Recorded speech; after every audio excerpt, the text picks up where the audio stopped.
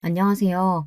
고민하다가 용기를 내서 제 이야기를 언제나 즐겨 찾고 있는 사연에 빠지다의 사연으로 신청해 봅니다. 제가 자식이 둘인데 그간 자식들과 친하고 편하게 지내는 엄마라고 스스로 자부해왔건만 어제는 오랜만에 둘째하고 서로 언성을 높이며 싸웠습니다. 자식 농사라는 것이 결코 쉽지가 않네요. 세상에 그 어떤 것보다도 제 마음대로 안 되는 게 바로 제 배로 낳은 제 자식들 같습니다. 제 친정엄마의 심정을 이제서야 조금은 알 것 같달까요? 그렇다고 해도 친정엄마께서 자식 문제로 마음고생하신 거에 비하면 저는 아직 아무것도 아닐 듯 싶네요. 제가 지금처럼 눈가에 자글자글한 주름이 잡히기 이전의 일이었습니다. 저는 남편과 우연히 만남을 가졌다가 그대로 연인으로 관계가 발전하였고 서로 잘 맞아서 시간이 지나자 결혼까지 꿈꾸게 되었습니다. 사실 저는 남편 말고 다른 남자를 주선받기로 했었어요. 그건 남편도 마찬가지였는데요. 상황이 기가 막히게 꼬이게 되면서 잘못 서로를 만났던 거죠. 잘못된 만남이 불러온 특별한 인연이었어요. 그래서 저와 남편은 더욱 서로에게 급속도로 빠져들었던 것일지도 모르겠습니다. 하지만 시댁에서 저는 환영받지 못했어요. 우선은 시어머니께서 저를 마음에 안 들어 하셨거든요. 네 동생은 그렇다 쳐도 너는 장남인데 이러면 안 되지. 네가 집이 있고 땅이 있는데 그렇게 잘난 사내가 만나서 결혼하겠다는 여자가 고작 저런 거야? 우리 집안 장남이 나를 이렇게 실망시켜도 되는 거니? 어머니, 대체 무슨 말씀하시는 거예요? 제가 집이 어디 있고 땅이 어디 있어요. 제가 모르는 부동산이 갑자기 생겨있나 보죠. 왜 없어? 넌 장남이니까 이 집이 훗날 네 집 되는 거고, 그리고 조상 땅인지 나발인지 하는 거 왜 그거 있잖아. 저는 또 무슨 말씀하시나 했더니 그런 거였어요? 어머니하고 아버지 집이지 이게 어떻게 제 집이에요. 그리고 그 땅 저희 집에 몫이 떨어질지 장담도 없는데 완전히 기약 없는 이야기인데 그걸 두고 제 땅이라뇨. 그건 아예 말장난도 안 됩니다, 어머니. 진짜 이러실 거예요? 아휴, 그게 아니라 너는 왜 나한테 화를 내고 그러니? 내가 이 이야기까지는 안 하려고 했는데 걔는 어쨌든 아니올시다야. 왜냐면 우리 지역 최고 무당이 정확하게 그렇게 말씀을 하셨다니까. 그러니 어쩔 수 없는 일이야. 뭐라고요? 무당? 어머니 설마 또 그 무당한테 찾아가서 돈 갖다 바치신 거예요? 제가 여태까지 제발 그런 짓 좀 하지 마시라고 간청드린 것까지만 해도 10번은 더 될 겁니다. 그 무당이 대관절 뭐길래 제 결혼을 반대한다는 겁니까? 무슨 상관이 있어서요? 너 그거 그렇게 가벼이 여길 거 아니야. 내가 예전부터 그랬잖아. 그 무당 덕분에 내가 옛날에 큰 화를 당할 뻔했던 걸 면했다고. 보통 용하신 분이 아니야. 네 누나 늦게 결혼한 거랑 결혼하자마자 임신할 것도 그 무당이 기가 막히게끔 다 맞히셨다니까? 시어머니께서 저를 반대하시던 큰 사유로는 두 가지가 있었습니다. 첫 번째로는 바로 무당 때문이었죠. 동네에서 그 무당을 신봉하는 무리가 있었는데 시어머니께서 그 안에 포함되어 있었답니다. 그 무리는 모였다 하면 무당의 용함을 논하였고 각자의 시댁과 며느리 등을 욕해댔어요. 그런 재미로 명맥을 이어가는 모임이었죠. 참고로 제가 이 모임을 정말로 치가 떨리게 싫어했답니다. 가뜩이나 시어머니께서는 각종 미신을 잘 믿으시고 여러 가지 가문이설에 휘둘리며 쉽사리 흥분하시는 분인데 그런 모임 때문에 시어머니의 특성이 더욱 활활 타오를 게 분명했거든요. 무당 핑계를 대셨으니 그건 즉 모임분들도 하나같이 저라는 존재를 반대하는 것에 한몫을 내고 계신다는 것이었어요. 저와 남편은 몹시 난감한 상황이었죠. 그때 상황을 단박에 정리하신 분이 계셨습니다. 뛰는 놈 위에 나는 놈 있고 미친 놈이 있으면 더 미친 놈이 있는 법이라고 하시잖아요. 시어머니의 무당 타령을 한 번에 잠재우신 분, 바로 다름 아닌 시아버지셨습니다. 이 정신 나간 예패네야. 내가 서문왕한테 생돈 갖다 바치지 말라고 얼마나 더 떠들어줘야 그 귓구녕에 내 얘기가 제대로 박히겠어. 귓구녕을 내가 언제 한번 세게 후벼 파줄까? 그러면 귀가 좀 들리려나? 당신 내가 무당집에 다녀온 거 대체 어떻게 알았어요? 안 들키려고 얼마나 철저하게 행동했는데. 물에 빠지면 입부터 가라앉을 우리 집 장남이 말하진 않았을 테고. 설마 그 블레시 같은 게 벌써 당신을 포섭한 거예요? 내가 이래서 걔를 며느리로 안 받으려고 하는 거라고요. 맞춤법도 모르면서 포섭이라는 말은 또 어디서 듣고 배운 거야? 하여간 이 옆에 내가 선무당이 사람 잡는 꼬라지를 언제 한번 제대로 보고 당해야 정신을 차리련가. 그때 되면 집안 돈 다 말아먹겠지. 선무당이 개소리 짓거렸다는 것 때문이라도 나는 이 결혼 허락할 거야. 선무당의 개소리는 하여간 전부 다 안 맞을 테니까. 이 양반이 또 술에 정신을 놓으셨나? 그런 것 때문에 장남 결혼 문제를 결정짓는 게 말이나 돼요? 아휴, 내가 못 살아. 어쩌다 이런 남자랑 결혼을 해가지고 자식을 셋이나 봤는지. 모임에 나가봐도 남자복 가장 없는 여자는 나뿐이야. 갑자기 우는 척을 하고 지랄이야. 선무당 닮아서 거짓 연기하는 걸 배워온 거야 뭐야? 장남 결혼을 선무당한테 맡기는 여편네보다는 내가 정상이야. 시아버지께서 그 무당을 질색해 오셨고 그래서 시어머니께서는 눈치를 봐가시며 몰래 모임 생활도 하셨던 건데요. 무당 때문에 제가 반대당하는 것을 아시고 시아버지께서는 반대로 무조건 찬성을 밀어붙이셨습니다. 시어머니께서는 거품 물고 뒤집어지실 정도였죠. 그런데 말씀드렸다시피 이유가 두 개였기에 무당 말고 또 하나 제가 반대를 당하는 이유가 있었는데요. 제가 아주 가난한 친정을 두었기 때문이었습니다. 시집 오면서 땡전 한 푼 없이 몸만 오는 거 아니냐며 시어머니께서는 그것을 저를 반대하시는 근거로 두셨습니다. 시아버지께서는 이것에는 살짝 고심을 하셨는데요. 시어머니의 말씀을 따라서 굳이 이런 조건의 며느리를 드려야 하나 장남은 더 좋은 여자 만날 수 있는 녀석 아닐까 이런 생각을 시아버지께서 하신 것이었는데요. 그때 아주 의외의 인물이 저에게 한 표를 던져주었습니다. 아버지 어머니 뭐 그렇게 어렵사리 돌아가셔요. 그냥 형이 하고 싶은 대로 결혼하게 내비둬요. 평생을 형만은 아우 없다라는 속담 맞는 걸 증명해오면서 살아온 사람이 바로 우리 형 아니겠어요? 그러니까 결혼도 옳게 선택한 거겠죠. 결혼하게 둬요. 낄낄거리는 웃음과 함께 저에게 찬성표를 던진 인물은 남편의 남동생이었죠. 저에게 시동생 되는 그 인물은 연애하면서 통 본 적이 없었기에 저하고 별로 친하지도 않았고요. 남편과 시동생이 하도 성격이 딴판이라 우애 좋은 형제가 아니었으니 자기 형을 위해서 굳이 발벗고 나섰다고 보기에는 아주 신기했죠. 그런데 그 뒤에 반전이 숨겨져 있었습니다. 시동생을 향해 제가 첫눈에 봐도 엄청 괜찮은 사람인 것 같다고 말을 해준 사람이 따로 있었던 겁니다. 시동생을 일부러 움직이게 만들었던 사람, 바로 시동생의 아내인 제 동서였어요. 나이를 보면 시동생이 일찍 결혼했다기보다는 동서가 일찍 결혼을 한 편이더라고요. 결혼 전에 시어머니께서 저에게 보이신 태도가 심상치 않았던 만큼 결혼하고 나서도 정말 힘들었습니다. 시어머니께서는 저에게 말씀 한마디를 좋게 해주지를 않는 분이셨거든요. 시댁과 집이 그나마 먼 편이어서 그 사실을 위안 삼았습니다. 만약에 거리가 가까웠다면 시도 때도 없이 갖가지 핑계를 만들어서 저를 불러내신 후 구박하셨을 거라고 생각하니 모골이 다 송연했습니다. 저도 제법 강단을 부릴 줄 아는 사람이라고 스스로 생각을 해왔건만 시어머니와는 체급이 달랐습니다. 운동 경기를 보면 체급마다 아예 선수들을 분류해 놓잖아요. 70kg 이상은 70kg 이상끼리, 50kg은 50kg들끼리. 마치 그런 것 같았습니다.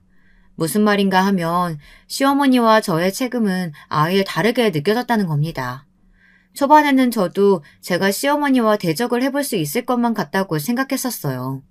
하지만 그것이 착각이었음을 얼마 지나지 않았을 때부터 겸허히 받아들였고요.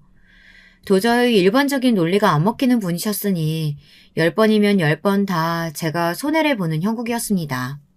가끔 시댁을 갈 때마다 저는 나무 아미탑을 나는 나무다, 아무 생각도 못하는 나무라서 타격이 없다, 이런 주문을 스스로 외워야 했습니다. 안 그랬다간 시어머니의 논리 없는 무대뽀 구박에 화병이 걸려 죽을 것만 같았거든요. 남편과 결혼하기로 마음을 먹었던 죄, 찢어지게 가난한 친정을 둔 죄, 이런 죄 때문에 대가를 치르는 거라 여기며 눈물을 참는 나날을 보냈습니다. 그 망할 놈의 모임인지 뭔지 하는 것만 다녀오시고 나면 특히나 며느리들을 쥐잡듯이 하셨죠. 별것 아닌 걸로 생트집을 잡으며 소리를 지르셨고 온갖 잡일도 다 시키셨습니다. 당신의 아들들에게는 못하는 소리를 며느리들에게 다 해대셨죠. 저는 부글부글 끓는 속을 견디면서 한 가지 신기한 점을 발견했습니다. 동서 말이에요. 저보다 나이가 어리기에 금세 친자매처럼 잘 지내보자고 인사를 잘했었고 정말로 잘 지내고 있기는 했었는데 볼수록 신기하더라고요. 분명 겉으로 보기에는 여렸기 때문입니다. 잔소리 폭탄 한 번만 맞아도 눈물을 쏟을 것처럼 생겼어요. 말투도 나긋나긋했고요. 목소리도 항상 크지 않았습니다. 좋게 쳐주자면 유쾌한 성격의 시동생과는 대비가 되었죠. 동서는 조용조용했으니까요. 그런데 저는 시어머니 때문에 속이 터질 것 같아 죽을 지경일 때도 동서는 초연했어요. 그게 볼수록 신기했고 친정 부모님도 돌아가셔서 이미 안 계시다고 하던데 도대체 어떤 인생을 살아왔는지 궁금해졌습니다. 동서의 초연한 눈빛은 모르기는 몰라도 인생을 거의 다 살아서 많은 것을 알아버린 그런 눈빛처럼 제 눈에는 보였거든요. 동서에게 어느 날 어떻게 살아왔는지 가장 궁금한 사람이 바로 동서라고 하자 제가 봐온 것 중에 가장 크게 웃었습니다. 제 말이 웃겨서 웃는 거냐고 했더니 그게 아니라 제가 자기에 대해 궁금해하는 것이 즐거워서 그렇다고 했어요. 동서는 저를 처음 봤을 때부터 마음에 들어 했다네요. 무당 이야기를 시아버지께 흘린 것도 그 범인은 동서였던 거예요. 안 그랬으면 제가 시어머니의 반대에 부딪혀 끝내 결혼의 문턱을 못 넘을 것 같아서 그랬다고 했습니다. 제가 그 비화를 듣고 깜짝 놀랐죠. 설마 뒤에서 동서가 그런 일을 행했을 줄이야. 그것보다 저는 결혼 전에 시댁에 들릴 때 동서를 본 적이 없었건만 저를 알았다는 것도 놀라웠죠. 그날 어머님이 멸치 다듬어 놓으라고 시키셔서 저는 다용도실에서 계속 조용히 그것만 하고 있었거든요. 그래서 아마 제가 시댁에 와 있는 줄은 형님이 모르셨던 것 같아요. 저는 아주버님께서 데리고 오셨다는 분이 어떤 분인지 너무 궁금한 나머지 몰래 거실 쪽을 엿봐서 형님을 진작에 확인했었지만요. 어머, 그랬었어? 나는 전혀 몰랐어. 근데 동서, 내가 알면 알수록 의외성이 엄청 많이 보이는 사람이 바로 동서 같아. 본인도 그렇게 생각하지? 어린 시절도 왠지 비범했을 것 같아. 어린 시절이요? 그냥 평범했어요. 그래서 어렸을 때는 집이 무척 행복했던 것 같아요. 어린 시절의 기억이 인생에서 가장 행복했네요. 형님은요? 어렸을 적에도 지금처럼 인상이 사람 좋고 수더분하셨을까요? 에이, 내가 무슨 인상이 그래. 동서, 나 놀리는 거지. 나는 서글프게도 예나 지금이나 친정이 찢어지게 가난했기 때문에 별다른 어린 시절 추억은 없는 것 같아. 배고프고 힘들고 그런데도 부모님께는 투정 부리기 싫었으니까 자식들끼리 똘똘 뭉쳐서 배고픈 걸 잊고자 농당 따먹기나 실없이 해대고 뭐 그런 일상이었지. 거의 매일이 비슷했어. 아, 맞아. 형님은 친정 형제분들이 있으시다고 그랬죠? 오남매시잖아요. 좋겠어요. 너무 부러워요. 아유, 뭐가 부러워. 오남매 전부 성공 못하고 지지부진하게 사는 것도 재주라면 재주야. 동서는 드물게 외동이라서 형제들 많은 집은 상상도 안 되기는 하겠다. 그래도 이제는 나를 친언니처럼 여기는 거 맞지? 나도 동생은 전혀 안 친하고 앙숙이나 다름없는 남동생뿐이라 동서 같은 여동생이라면 언제든 환영이야. 고마워요, 형님. 원래 제가 상당히 무료한 일상을 보내는 사람인데 형님 덕분에 즐거운 줄 알고 삽니다. 배시시 웃는 동서의 얼굴에는 제가 그 너머를 쉽게 들여다볼 수 없는 어떤 영역이 있었어요. 그런 걸 감추고 있는 사람이라는 건 진작 알아보았으나 그 너머로 가는 문을 제가 구태여 두드리지는 않았습니다. 사람마다 각자 고요해서 어디론가 흐르지도 않는 호수 하나쯤은 마음속에 품고 사는 것이라고 여겼으니까요. 비록 괄괄한 성격의 시어머니, 술을 사랑하시는 시아버지, 능글거려서 친해지기 어려운 시동생, 명절 때만 보는데 그때마다 인상 쓰고 있는 시누이, 시댁 식구들은 모두 만만치 않았고 속이 끓을 때가 많았으나 동서가 있어서 견딜만 했습니다. 동선에는 시댁과 근처에 살았거든요. 그래서 시댁에 가면 거의 매번 동서를 볼 수 있었죠. 동서는 일주일에 2번 정도만 아르바이트를 하며 지냈습니다. 다른 날들은 모두 집안일을 하고 시댁 일을 했죠. 시댁에 봉사하며 사는 걸 아니까 벌이가 썩 좋지 않은 시동생도 굳이 동서에게 일을 하라거나 말하진 않는 것 같더라고요. 시어머니께 항상 당하고 사는 것 같아도 기색은 늘 초연했던 동서는 돈을 그렇게 적게 버는데도 늘 돈 얘기가 나올 때 무덤덤한 모습을 보여 저를 또 한 번 놀래켰던 것 같아요.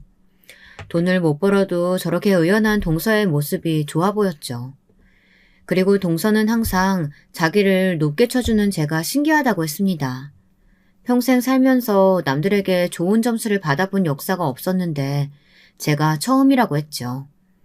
저는 동서를 저평가해온 사람이 오히려 신기한 종자들이라고 생각을 했었네요. 남편과는 잘 지냈어요. 서로가 꽤 잘 맞는 상태였습니다. 결혼 생활도 평탄하게 이어갔고요. 기다리던 임신이 되었을 때는 날아갈 듯이 기뻐서 서로를 얼싸안고 눈물을 찔끔 흘리기도 했었죠. 남편과 결혼하기를 정말 잘했다고 생각했던 순간 중 하나였네요. 하지만 저희 부부에게 안배되어 있던 것이 비극이었더라고요. 저는 만삭이었고 예정일을 며칠 앞두고 있었는데요.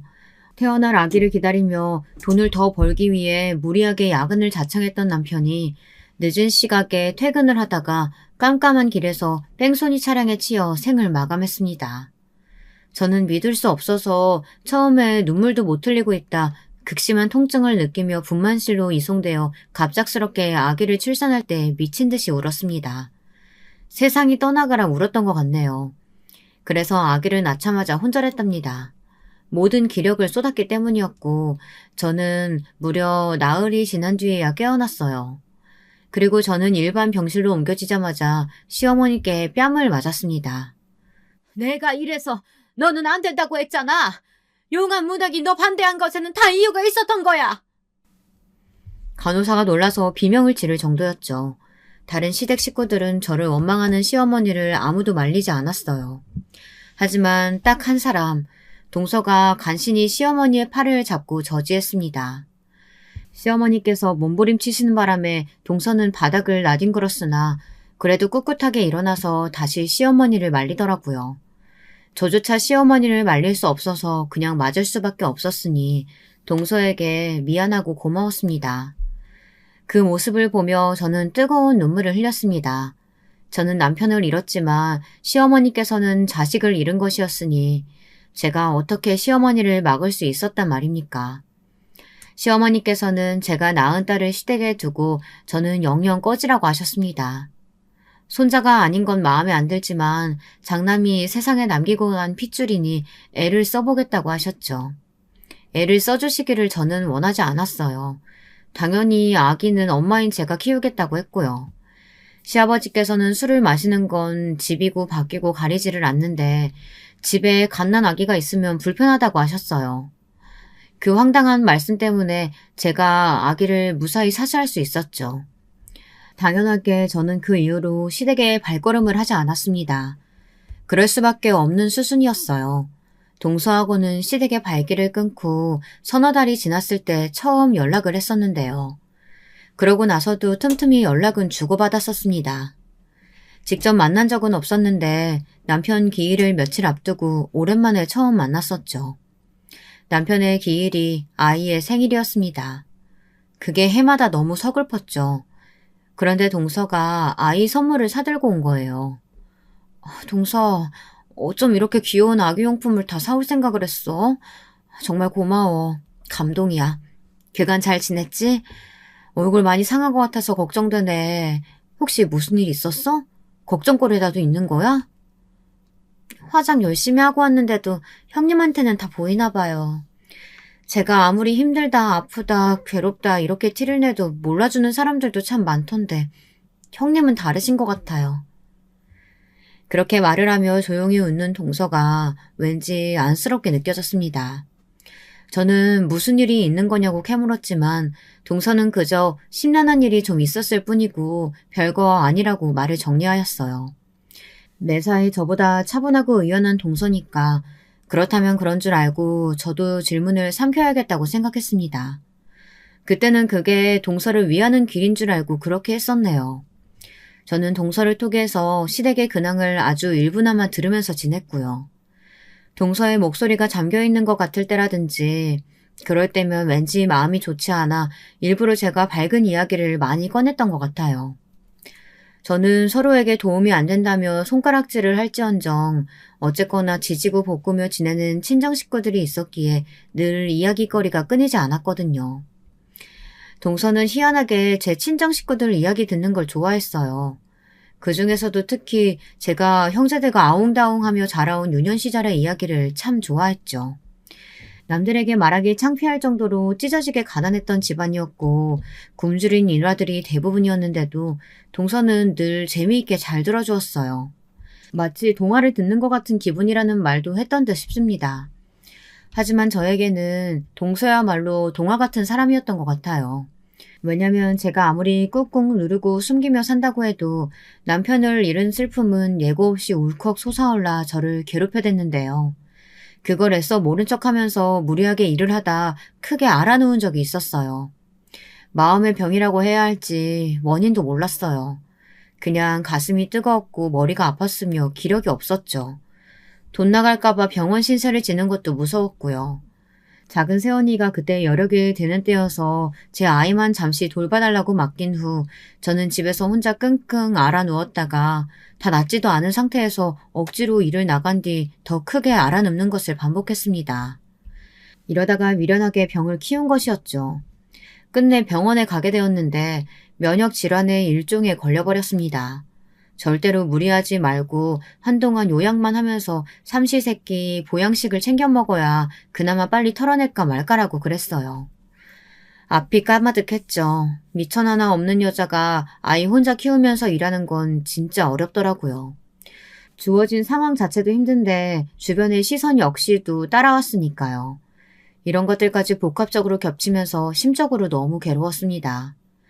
이때 마침 친정언니가 자궁암 진단까지 받게 되면서 아주 난리도 아니었고요. 더도 말고 덜도 말고 수중에 딱 500만 원만 아무 제약 없이 쓸 수 있는 돈이 그 정도만 있어도 행복할 것 같다는 생각이 들더라고요. 제가 하도 그런 생각을 하면서 지냈더니 동서하고 오래간만에 통화할 때 저도 모르게 그런 속마음을 잠시 내비쳤었나 봐요. 사실 저는 하도 혼이 빠져있는 터라 제가 그런 말을 했던 줄도 몰랐어요. 그런데 동서가 저한테 500만 원을 선뜻 건네주었던 것입니다. 동서, 이게 무슨 돈이야? 설마 내가 힘들다고 징징거려서 돈 마련한 거야? 나는 동서한테 신세 지고 싶어서 그런 소리 했던 게 절대 아니야. 동서도 동서의 생활이 있는데 내가 이걸 어떻게 받아. 형님은 은근히 눈치가 좋으시니까 어쩌면 아셨을지도 모른다고 생각하는데 저 사실 수중에 제 재산이 따로 있어요. 제가 쓸 수 있는 돈이 있어서 솔직히 돈에 얽매여서 걱정하며 살지는 않았어요.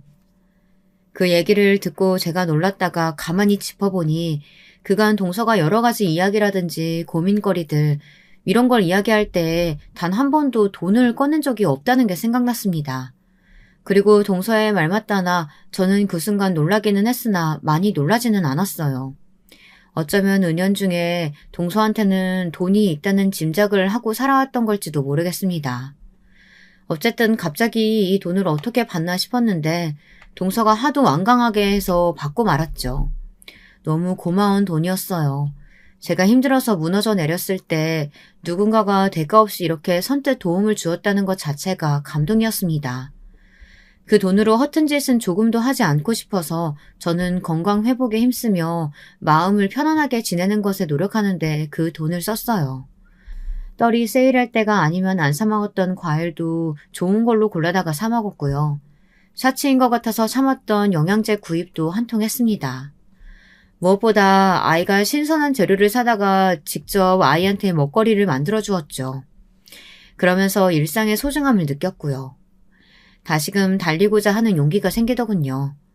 저는 제 몸 상태를 봐가면서 다시 일을 조금씩 다니기 시작했고 적은 금액이지만 따로 돈을 모았습니다. 다 모으면 주려고 했는데 제 처지가 부족했던지라 따로 모인 금액이 200만 원이 달성했을 때 그걸 동서한테 보내주었어요. 동서, 나머지는 내가 천천히 갚을게. 형님, 안 갚으셔도 되는 돈이에요. 아시잖아요. 그런데 왜 힘들게 갚으세요? 이게 당연한 거니까. 받았으면 갚는 게 인생의 지당한 도리 아니겠어? 그러니까 내가 나머지도 꼭 갚을 거야. 이자를 내가 아직 못 쳐주고 있으니까 그게 좀 미안하다. 아, 형님은 진짜 못 당하겠어요. 어떻게 이자 생각까지 하셨어요? 하지만 원금이면 모를까 이자는 절대로 안 받을 거예요. 이건 진심이에요. 동서의 목소리에서 어마어마한 고집이 느껴지는걸? 이자 내는 것도 쉽지 않겠어. 아, 혹시 돈으로 받기 싫으면 다른 걸로 내가 이자 낼게. 여태까지 나만 동서한테 내 이야기 주절주절 많이 떠들었으니까 이번에는 내가 동서의 숨겨진 이야기 들어줄래. 어때? 그건 오히려 저한테 손해인 거 아니냐고 따져묻고 싶은데 그럴 수가 없겠네요. 저는 제 이야기를 듣고 싶어하는 사람은 세상에 아무도 없을 거라고 생각해서 과거를 가슴속에만 묻고 살아왔거든요. 제 지난 이야기 형님은 진심으로 듣고 싶으세요? 물론이지. 내가 예전에도 한번 그랬었잖아. 어떤 인생 살아왔는지 내가 가장 궁금한 사람이 바로 동서라고. 저는 그날 차마 알지 못했던 동서의 이야기를 들었습니다. 아주 한참이나 베일에 가려져 있던 동서의 친정 이야기를 접할 수 있었죠. 유쾌한 호기심으로 가득 찬 채 이야기를 듣기 시작했던 저는 어느새 싸한 가슴을 아는 채로 동서의 목소리에 귀를 기울였던 것 같아요. 다 듣고 나니까 정말 많은 생각이 들고 있었죠. 대체 사람은 저마다 얼마만큼의 이야기들을 감추며 살아가는 걸까? 이런 깊은 궁금증도 들었고요. 이틀 정도는 동서의 이야기를 곱씹느라 밤에 잠도 설쳤습니다. 선뜻 동서에게 다시 먼저 연락을 해볼 엄두가 나지 않았어요. 참으로 못나게도 제 그릇이 딱 그 정도였던가 봅니다. 그리고 며칠 뒤 동서에게 연락을 해보려고 마음을 먹었던 날 저는 연락 한 통을 받게 되었습니다. 동서가 세상을 떠났다는 부고였어요. 귀가한 직후 연락을 받은 저는 거실에서 쓰러져 통곡을 하였습니다. 지난 며칠이 미친 듯이 후회되어서였죠. 왜냐하면 동서는 스스로 생을 마감했기 때문입니다. 만약에 제가 먼저 연락을 했었다면 동서가 그런 선택을 안 했을지도 모른다는 생각에 정말 미칠 것만 같았어요. 수년간 친하게 잘 지내놓고서 동서에게 많은 도움을 받아놓고서 정작 저는 동서를 끝끝내 잘 알지 못했으며 동서를 도와주지도 못했다는 생각이 들었습니다. 동서의 마지막 가는 길은 조촐했고 단촐했으며 조용했습니다. 마치 생전에 동서가 고요하게 짓던 미소처럼 꼭 그랬습니다. 시동생은 충격에 빠진 건지 말수 많던 사람이 내내 입을 꾹 다물고 있었고요. 오래간만에 뵙는 시어머니께서는 머리가 아프시다며 계속해서 인상을 쓰고 계셨어요. 얼굴을 비친 시누이는 계속 무표정이었죠. 그리고 시아버지께서는 자꾸 혀를 끌끌대시며 술을 찾으셨고요. 저는 이 사람들이 그나마 진심으로 동서를 애도하고 있기를 눈물로 바랬습니다. 그리고 동서는 이미 떠났지만 저는 동서를 당최 어떻게 보내줘야 할지 갈피를 못 잡고 있었죠. 바로 그때부터 어마어마한 반전이 드러나기 시작했습니다. 동서가 세상을 등지기 전 저에게 남긴 것들이 있었던 겁니다. 처음에 연락을 받고서는 이게 웬 말도 안 되는 일인가 싶었습니다. 제가 생전에 연을 둔 적이 없던 법조계 분이 저에게 연락을 주신 것도 갑작스러웠는데 동서가 저에게 남긴 것을 확인하자 이게 현실이 맞는지 의심까지 들더라고요. 네? 제 동서가 제 앞으로 재산을 남겼다고요? 그걸 세상 떠나기 전에 미리 다 준비를 해놨었다뇨. 저는 동서가 충동적으로 그렇게 떠난 줄만 알았는데 그럼 그게 아니라 아예 떠날 다짐을 다 해놓고 신변 정리를 해왔다는 거잖아요. 게다가 이 막대한 재산은 다 뭐예요? 저는 기쁨보다 앞선 충격으로 머리를 감싸쥐었습니다. 저는 가난하게 자라왔고 배움 역시도 짧은 사람이었어요. 동서에 일전에 저와 만났을 때 무슨 서류를 보여준 적도 있었고 저에게 사인을 하라고 한 적도 있었습니다. 하지만 저는 그게 제가 받은 500만 원에 대한 서류일 거라고 막연하게 그런 짐작만 해서 그게 어떤 것들인지 들여다볼 생각조차 못했어요. 또한 동서가 어째서 그런 복잡한 서류들을 꿰고 있으며 지니고 있는 것인지 궁금해하지도 못했었죠. 제가 안일했고 바보였던 거예요. 멍청하게 군 결과 동서를 떠나보내고 말았죠. 막대하다 못해서 아예 실감조차 안 나는 200억에 이르는 재산을 보고 구슬프게 울기나 하고 있었습니다. 저는 동서에게 친정 이야기를 들어서 알고 있었죠. 어째서 동서가 이토록 많은 재산을 가지고도 마음속에 깊은 우울과 공허를 떨쳐내지 못했는지 짐작도 가능했고요. 사실 동서는 외동이 아니었습니다.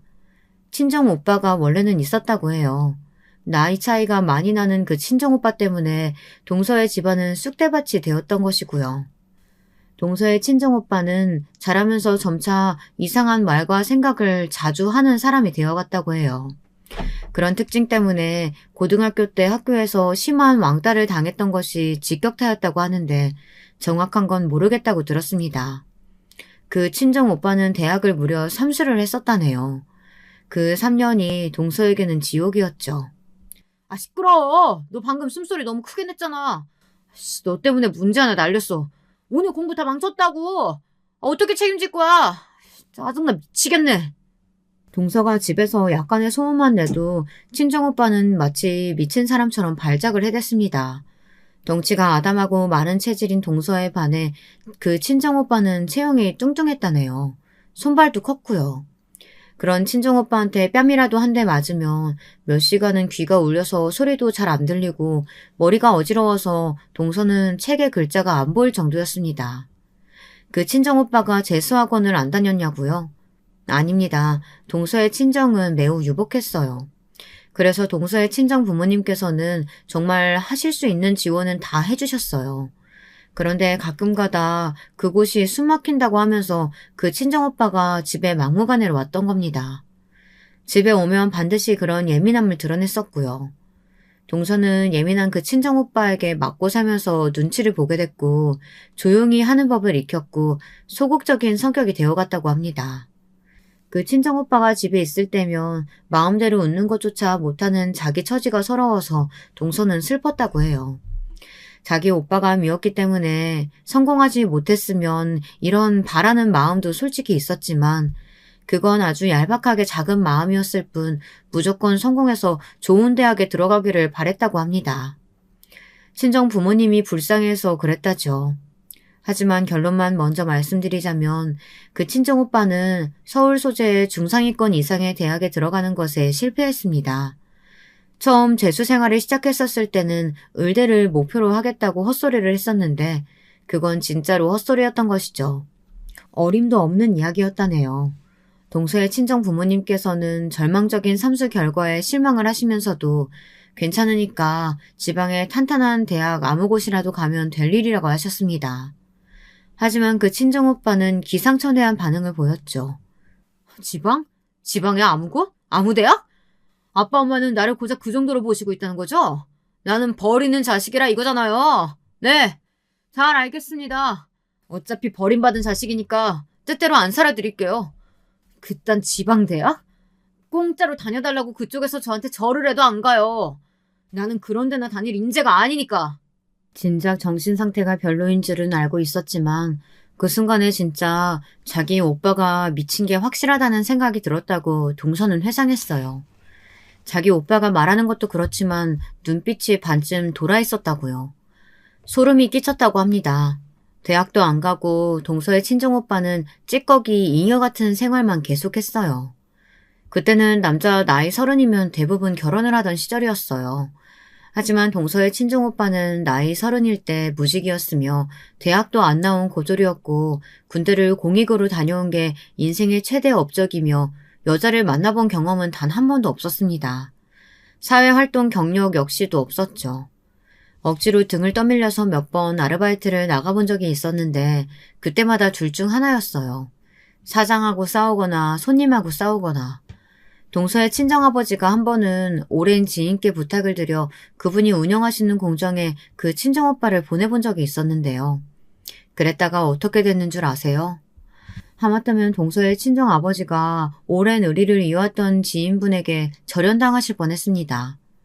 그 정도였다고 해요. 그런 수준으로 동서의 친정오빠는 구제불능이었습니다. 동서의 친정 부모님께서는 그래서 재산을 감추며 사셨다고 해요. 가뜩이나 망나니 같은 아들이 재산만 믿고 거드름을 피우며 더욱 아무것도 안 할까봐 걱정이 되셨기 때문이죠. 그런 자기 부모 속도 모르는지 친정오빠는 결국 거나하게 사고를 쳤습니다. 당시에 유행하던 컴퓨터 게임에서 알게 된 사람과 현실 속에서 진짜로 만났는데 그 상대가 여자였던 거예요. 난생 처음으로 자기한테 호의적인 여자를 만난 그 친정오빠는 정신을 못 차렸습니다. 그 여자를 만나겠다고 동서의 친정 부모님께 돈을 엄청 뜯어냈습니다. 거기까지는 그렇다고 쳐요. 하지만 그 여자가 임신을 해버린 건 그렇다고 칠 일도 아니었죠. 심지어 임신 7개월이 되어서야 그 사실이 드러났습니다. 제가 부모님도 일찍 돌아가셔서 안 계시고 일가 친척 아무도 연락하는 사람이 없어요. 혼자 작은 원룸에서 살아왔고요. 아르바이트나 근근히 해왔습니다. 배가 하도 겉으로 안 나와서 임신을 늦게 알았어요. 그 여자의 자기소개에 동서와 그 친정 부모님은 완전히 말문이 막혀버렸죠. 그 친정오빠는 뭐가 그렇게 당당한지 죄송하다는 소리 한 번을 안 했다고 합니다. 가족들만 속 터질 노릇이었죠. 그 여자는 자기가 정신적으로 무척 불안한 상태라고 주장하며 다른 것보다 안정을 취하며 출산 준비를 하고 싶다고 했습니다. 혼인신고나 결혼식 같은 건 아기를 낳고 나서 천천히 해보고 싶다고 했어요. 대체 누구 마음대로 그런 것들을 다 정하는 건지 동서는 어이가 없었죠. 그 친정 오빠가 지원을 해달라고 난리를 쳐대서 동서의 친정 부모님께서는 두 사람이 함께 지낼 투룸 집부터 단기로 일단 구해주셨습니다. 번듯한 곳이었건만 두 사람을 더 좋은 곳으로 마련해줄 수는 없느냐며 툴툴거렸다네요.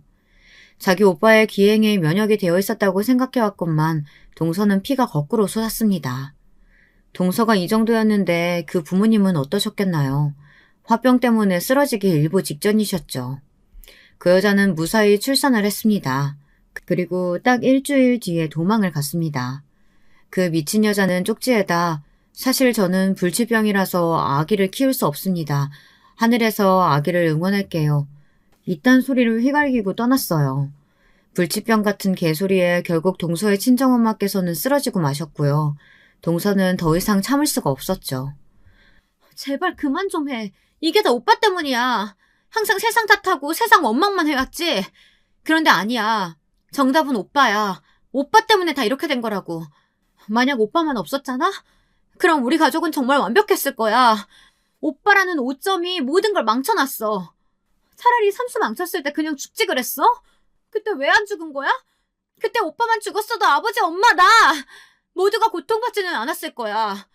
오빠 때문에 우리는 친척들하고도 못 만나며 살고 있잖아. 어떻게 책임질 거야? 당장 어떻게든 책임져. 그리고 책임질 자신 없으면 차라리 죽어. 그게 가장 오빠가 이 세상에 도움되는 길이니까. 동서가 살면서 그때만큼 정신이 또렷한 적이 없었다고 해요. 그 순했던 동생이 부릅뜬 눈으로 이를 바드득 가며 말하자 그 친정오빠는 넋이 나가버렸습니다. 그러더니 이튿날 술을 마시고서 집에 불을 질렀습니다. 아기가 있는 방에서 방화를 했어요. 아기와 함께 죽을 작정이었던 겁니다. 동서의 친정아버지께서 귀가하시다 현장을 보셨고 몸을 던져 아기만이라도 구하려고 하셨지만 이미 늦은 뒤였죠.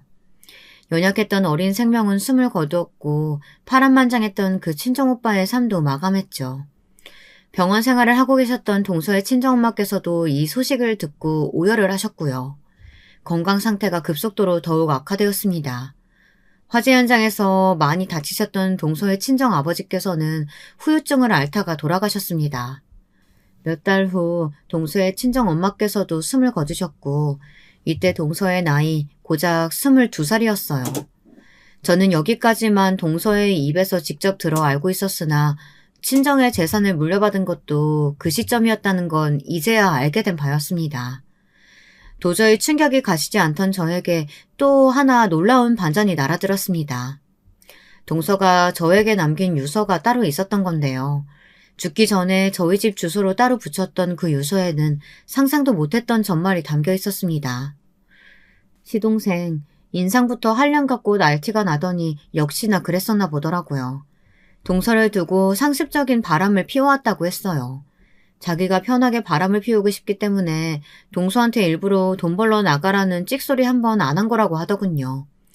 동서는 시동생이 바람을 계속 피워대는 걸 알고 한 남자의 아내로서 자존심과 자존감이 동시에 박살났다고 했습니다. 심적으로 힘든 동서를 시어머니께서는 쉬지 않고 괴롭히셨고요. 심지어는 시동생이 바람을 피운다는 걸 알면서도 시어머니께서는 너는 집에서 밥이나 안 치고 살면 된다고 동서에게 거듭 강조하시며 윽박을 지르셨다고 합니다. 걸핏하면 동서의 뺨을 때리거나 발로 차기도 했으며 모욕을 주는 건 숨쉬듯이 자주 했다고 해요. 시어머니께서는 제가 남편과의 사별 이후 시댁의 발길을 끄는 이유로 더욱 악랄해지셨던 겁니다.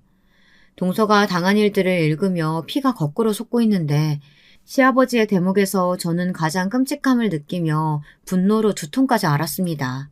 술을 사랑하셨던 시아버지께서는 나이가 들어가심에 따라 술에 취하면 천지분간을 못하게 되셨는데 그러면서 시댁에 들렀던 동서를 향해 몹쓸 손길을 뻗치기도 하셨던 겁니다.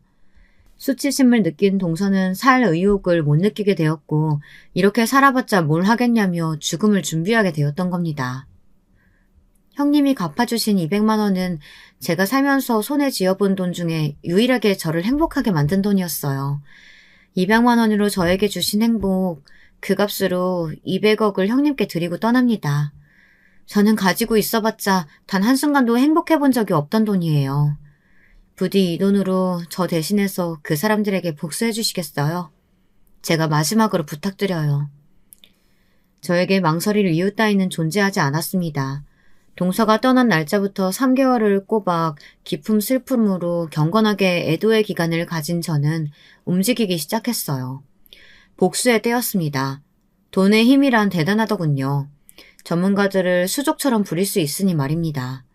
사람을 써서 알아보니까 시동생에게는 정말로 여자가 있었는데 동서가 세상을 떠나기 전부터 만남을 이어왔던 한마디로 상간녀였어요. 웃긴 건 그 상간녀 이전에 또 다른 상간녀들도 있었고요. 시동생 놈이 아주 말종이었던 거죠. 상간녀가 성미가 급하고 귀가 팔랑거리는 사람이라는 정보를 입수했습니다. 그래서 상간녀에게 시동생이 마치 동서를 직접 죽인 것처럼 그걸 슬쩍 고발한다는 취지의 내용을 적어 익명으로 보냈습니다. 동서는 억울하게 스스로 생을 마감한 것처럼 포장된 것이지만 실상은 다혈질인 시동생이 사건을 벌인 것이라고 적혀 있었는데요. 그걸 보고 상간녀는 경악을 했죠. 한편 시동생에게는 상간녀가 다른 남자들을 여러 동시에 만나는 것처럼 증거를 조작해 꾸민 뒤 익명으로 소포를 보냈습니다. 시동생은 눈이 돌아가서 상간녀에게 어떻게 된 거냐고 무섭게 따져댔죠. 그러자 상간녀가 어떻게 했냐면 도망갔습니다. 폭발한 시동생을 보면서 정말 이 남자라면 자기 아내를 처리하고도 남았을 거라고 생각한 모양이었죠. 짐을 싹 다 챙겨서 아예 잠적했어요. 동서가 지고지순한 여자라서 골랐다고 했던 시동생은 소유욕 같은 게 강한 남자였습니다. 상간녀가 사라지자 분노했는데 그때 맞춰서 제가 돈으로 준비한 꽃뱀을 보내주었어요. 예쁘지는 않아도 청순하고 여리여리한 여자였죠. 그리고 시동생이 비위를 잘 맞추며 무조건 숙여주는 미덕도 지니고 있었습니다. 불안정한 상태였던 시동생은 그런 꽃뱀에게 즉각 넘어갔어요. 금세 홀렸죠. 그리고 연기력이 끝내주는 꽃뱀의 온갖 거짓말에 다 넘어가서 돈을 다 뜯겼습니다. 돈도 잃고 배신까지 당한 시동생이 절규하던 모습 어찌나 볼만했는지 몰라요. 시동생이 자기 발등 찍으며 자멸하는 동안 그 모치는 뭘 하고 계셨냐고요? 한바탕 솟고 계셨습니다. 시어머니께서 그렇게나 맹신하시던 무당 제가 찾아가 봤어요. 그리고 돈으로 매수했죠. 대단한 무당이니 어쩌니 해도 결국 돈 앞에서 눈이 돌아가더군요. 돈을 받은 무당은 시어머니에게 엉뚱한 소리를 해댔습니다. 집에 부정한 기운이 내려앉았으니 당장 재산을 다 처분해야 한다고 했죠. 네? 지금 재산 다 처분하면 내년 그리고 내후년에 2배, 3배 그 재산이 돌아올 거라고요? 다른 사람한테 말하면 큰일 난다고 무당은 입조심을 강조했고 시어머니께서는 더욱 그 엉뚱한 소리에 진심으로 빠져드셨습니다. 아무한테도 알리지 않은 채 재산을 슬그머니 하나 둘 처분하셨죠. 저는 시아버지께 익명의 제보를 드렸습니다. 시어머니께서 무당한테 홀려 전 재산을 날리는 중이라는 내용이었죠. 시아버지께서는 당연히 크게 분노하셨는데 만취하신 채였습니다. 왜냐하면 시아버지께 계속해서 지독하게 독한 양주를 선물로 보내드리고 있었거든요. 값비싼 양주를 보신 시아버지께서는 눈이 돌아가셔서는 술 드시는 걸 멈추지 못하셨습니다. 독한 술에 취해 계셨던 시아버지께서는 이성을 잃고 시어머니를 때리셨어요. 이 빌어먹을 옆에 내가 기어이 무당 때문에 재산을 말아먹어? 이웃의 신고로 경찰이 도착했을 때까지도 시아버지께서는 정신이 반쯤 나가신 채로 시어머니를 때리고 계셨다고 합니다. 시어머니께서는 경찰이 오자 이제 살았다고 하시며 얻어 터지신 채로 무리하게 움직이셨다 맞아서 아팠던 다리 때문에 크게 넘어지셨는데요. 그러면서 턱으로 엄청 다치셨어요. 애초에 턱을 맞으셨기도 했고요. 그래서 몇 달 동안 아무 말씀도 못하고 치료만 받으며 사셨습니다. 그렇게나 시끄럽게 떠드셨던 분이 턱을 다쳐서 식사도 거의 못하시고 가만히 지내셨다는 게 정말 믿기지 않을 만큼 우스운 일이었죠. 고주망태가 되신 시아버지께 일부러 상황을 만들어 범죄를 유도한 건 아주 쉬운 일이었습니다. 돈으로 섭외해둔 슈퍼 주인이 일부러 티가 나게 자리를 비우며 딴청을 피우자 시아버지께서는 술을 품에 넣고 슬쩍 계산 없이 나가버리셨죠. 그걸 2번이나 반복하자 시아버지께서는 경계를 아예 푸셨고요. 술에 항상 쩔어 계셔서 판단력이 흐려진 머리로 아주 대범하게 행동하셨습니다. 야간에 침입해서 3번째로 또 술을 훔치셨던 건데요. 당연히 딱 걸렸죠. 일전에 훔쳤던 것들까지 전부 다 걸렸어요. 일부러 덫을 놓은 것이었으니까요. 시아버지께서는 합의를 노려보실 돈도 없으셨고 저에게 미리 섭외된 슈퍼 주인은 당연히 합의 의사가 없었습니다. 그 결과 시아버지께서는 실형을 살게 되셨습니다. 집안 자체가 아예 폐가망신되었어, 동서. 하늘에서 조금은 후련해하고 있는 거야? 대답을 들을 수 없다는 게 정말 아쉽다. 동서, 나 앞으로 잘 살아볼게. 그게 동서한테 속죄하는 길이고 동서가 나한테 바라는 것일 테니까. 거액을 제가 다 쓰겠다는 욕심 따위는 애초에 가지고 있지 않았습니다. 복수를 한 뒤 그들이 모두 고통 속에서 나뒹구는 것을 확인하자마자 저는 준비를 시작했어요. 알아보고 준비하는 것에 한참 걸렸으나 어쨌든 동서의 이름으로 장학재단을 만들 수 있었습니다. 그곳을 통해 저는 기부를 하게 되었고요. 이렇게 동서의 이름이 뜻깊게 남아서 좋은 취지로 돈이 쓰이게 되었다는 것이 무척 다행이라고 생각합니다. 잘한 결정이라고 내내 그렇게 여기면서 살아왔답니다. 여러분, 2번째 사연 시작하기 전에 좋아요, 구독 꼭 눌러주실 거죠? 그럼 2번째 사연 지금 시작합니다. 안녕하세요. 저는 어느덧 40살을 바라보고 있는 대한민국의 평범한 여자입니다. 오늘은 여러분들의 사연을 듣다가 시댁과의 기막힌 에피소드를 저도 한번 꺼내보고 싶어 이 글을 쓰게 되었네요. 저는 경기도에서 태어나 쭉 살아온 평범한 사람입니다. 아버지는 구급 공무원으로 공직 생활을 하셨고 어머니는 살림을 알뜰살뜰 꾸리시는 가정주부셨습니다. 당연히 외벌이 공무원집이었기 때문에 그다지 금전적으로 넉넉하진 못했습니다. 그래도 항상 성실하게 월급을 어머니께 가져다 주시는 아버지 덕분에 저와 남동생, 엄마, 아빠, 우리 4식구는 화목하게 잘 살아왔어요. 다만 자라면서 아쉬웠던 점은 자매가 있는 친구들이었습니다. 저는 특히 언니보다는 여동생이 있는 친구들이 부러웠어요. 여동생이 있어서 미주알 고주알 모든 일을 함께하고 이야기를 나누면서 지내는 친구들이 한없이 부러웠죠. 남동생은 너무 말이 없어 재미가 없었거든요. 그렇지만 그것 말고는 제 생활에 나름 만족하면서 학창시절을 보냈던 것 같아요. 나이가 들고 고등학생이 되자 저는 제 진로 고민을 시작했습니다. 뭘 하고 싶은지 정확하게 정해놓은 것이 없이 공부만 하다 보니 막상 고3이 되자 너무 고민이 되더라고요. 앞으로 어떤 직업을 가지고 어떤 삶을 살아야 할지 제 스스로 학교를 벗어나 제 삶을 결정한다는 게 굉장히 어려운 선택으로 느껴졌죠. 그러다 문득 제가 아버지를 존경하고 있다는 것을 깨닫게 되었습니다. 매일 아침 8시에 출근하시고 저녁 6시에 퇴근하시며 시계추처럼 하루를 쌓아오신 아버지의 성실함이 대단하게 느껴지고 저도 하루하루 그렇게 일상을 쌓아가고 나라를 위해서 제 작은 힘이나마 보태는 그런 삶을 살고 싶었습니다. 다행히 성적이 나쁘지 않아서 요즘 말하는 인서울대학을 진학하려고 하는데 고3 담임 선생님께서 그러시는 거예요. 근데 수영아, 나중에 공무원이 되고 싶다고 했지? 혹시 경찰 공무원은 어떠니? 네, 경찰 공무원이요? 어때? 평소에 리더십 있고 성실한 모습을 보면 좋은 경찰이 될 수 있을 것 같은데 한번 고민해보지 않겠니? 경찰. 저는 경찰도 공무원이라는 생각을 해본 적이 없었어요. 그렇게 생각해보니 체육 시간에 주장을 맡아 경기를 승리로 이끈 적도 있었고 경찰에 대한 로망도 가지고 있었어요. 이 길이 꽤 저한테 맞을 것 같은 생각이 들더군요. 그렇게 저는 경찰 행정학과를 진학하게 되었습니다. 경찰의 꿈을 품고 대학에 가자 고등학교 때보다 더 타이트한 스케줄이 기다리더라고요. 대학 수업을 다니면서 저는 20살이 되면 꼭 해보고 싶었던 카페 아르바이트를 시작했습니다. 그리고 그곳에서 마치 운명처럼 지금의 남편을 만나게 되었죠.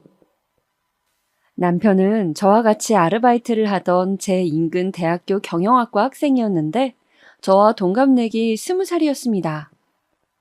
같이 일을 하다가 정이 들어서 군대 갈 때 격려도 해주고 전화도 받아주고 하다 보니 군대 제대하기 전에 우리는 사귀는 사이로 발전해 있었어요. 군대 복학해서는 그 사람도 저도 한참 취업 준비로 바빴고 30살이 되었을 무렵 우리는 각자 경찰과 은행원이 되어 사회에서 어엿한 한 몫을 하게 되었죠. 그리고 서로 직장이 확실해지자 결혼 이야기가 나오기 시작했어요. 저는 남친의 부모님께 인사를 드리게 되었습니다. 만나기로 한 장소는 연회장이 있고 개별 룸이 있는 인근에서 유명한 고깃집이었습니다. 특히 돼지 양념갈비가 맛있는 집이었죠. 저는 베이지색 원피스를 입고 멋들어진 자켓도 걸치고 핸드백도 들고 식당으로 갔습니다. 남친의 가족분들은 먼저 와 계시더군요. 그 나이 연배의 평범한 인상이셨고 저를 보고 미소를 보내셨습니다. 다행히 저를 마음에 들어 하시는 것 같았어요. 특히 어머니께서는 저를 보고 아가씨가 너무 곱다며 그래 경찰을 한다고 들었는데 일이 험하지는 않냐고 걱정을 해주셨어요. 저는 주로 행정 업무가 많아서 괜찮다고 말씀을 드렸죠. 어머니는 아파트 상가에서 국수집을 운영하셨는데 다음에 국수 먹으러 오라고 살갑게 말씀해 주셨어요. 저는 저에게 호의적인 어머니의 모습을 보면서 긴장을 털어낼 수 있었습니다. 저는 남친의 가족분들을 보고 나니 아, 이 집에 시집 가면 마음 편하게 살 수 있겠구나 그런 생각이 들었습니다.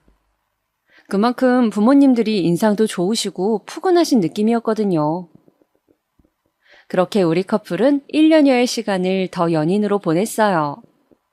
남친도 직장에 적응할 시간이 필요했고 저도 직장에 적응하느라 정신이 없었기 때문에 한동안은 결혼 생각도 하지 않고 바쁘게 보냈죠.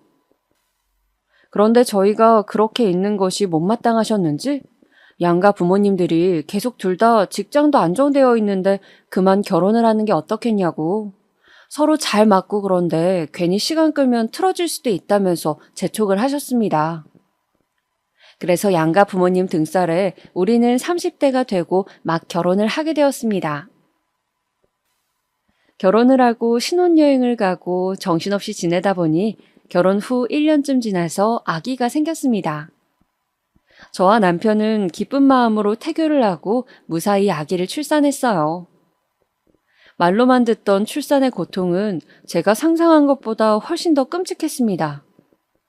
무통주사를 맞았음에도 불구하고 정말 사람이 견딜 수 있는 고통의 수준이 아니었어요. 저는 너무 고통스러운 나머지 마지막에 힘을 잘 주지 못해서 굉장히 고생을 했는데 나중에는 아기도 나오지 않고 너무 힘들어서 남편에게 말했습니다. 나 수술한다고 해. 그냥, 산모분의 경우는 수술을 하는 것도 괜찮을 것 같습니다. 지금 좋지 않아요. 그런데 의사쌤도 수술을 권하고 있는 와중에 남편이 갑자기 수술 동의를 망설이는 것이었어요. 그러지 말고 아기한텐 자연분만이 좋다는데 조금만 더 힘줘보면 안 될까요? 네? 자기야, 나 지금 너무 힘들다니까.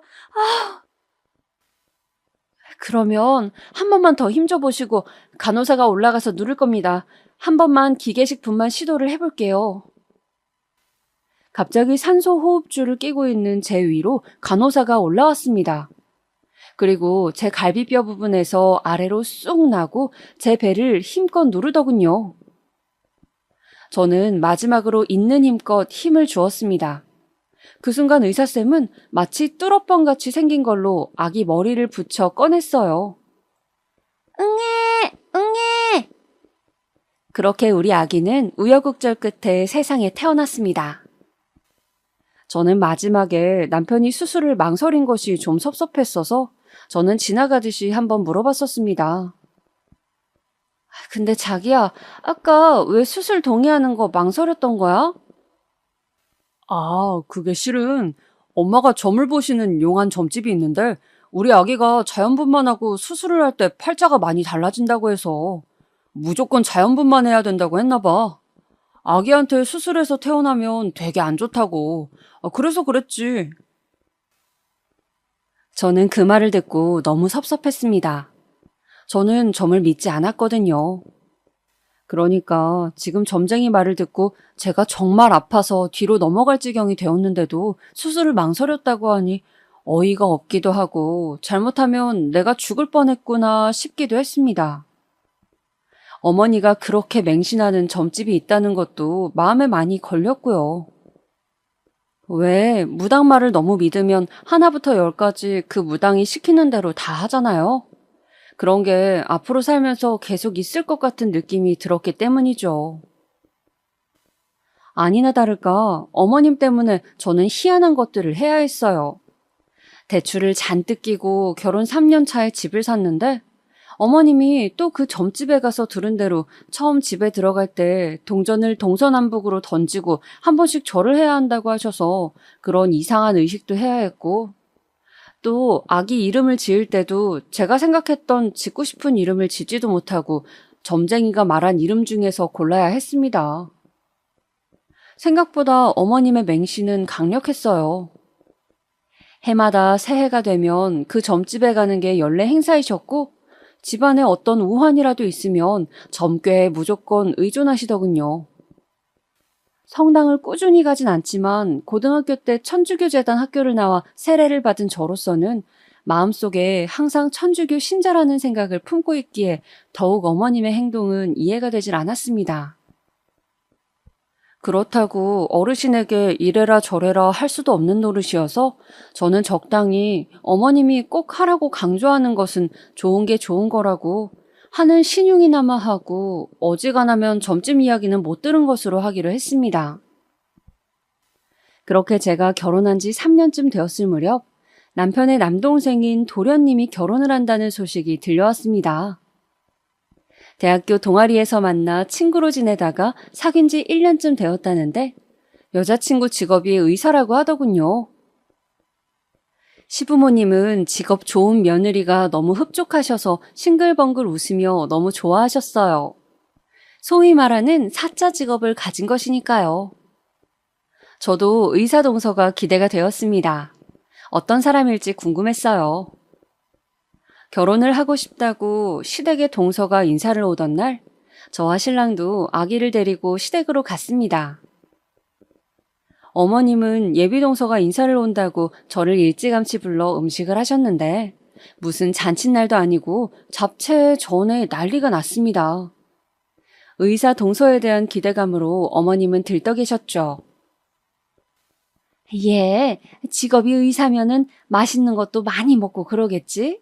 내 음식이 입에 안 맞다고 하면 어떡하지? 맛있어야 할 텐데 걱정이다. 어머님 며느리 들어오는 건데 뭘 그렇게 신경을 쓰세요? 보통 며느리가 아니잖니. 의사잖아. 우리 집에서 변변히 결혼할 때 재산을 뚝 떼줄 수 있는 것도 아닌데 결혼하겠다고 해주니 얼마나 고맙니? 이제 우리 둘째 아들은 아주 팔자가 폈어. 이 애랑 결혼하고 애만 하나 낳으면 그 후로는 인생이 아주 그냥 탄탄대로라고 김도사가 그러더구나. 김도사는 어머님이 맹신하는 그 무당의 이름이었어요. 저는 어쩐지 오늘은 무당 이야기를 안 하신다 했는데 드디어 또 등장하는구나 싶었습니다. 그래서 내친 김에 더 여쭤보았죠. 그럼 어머니, 저는 둘째를 내년에 낳는 게 좋대요?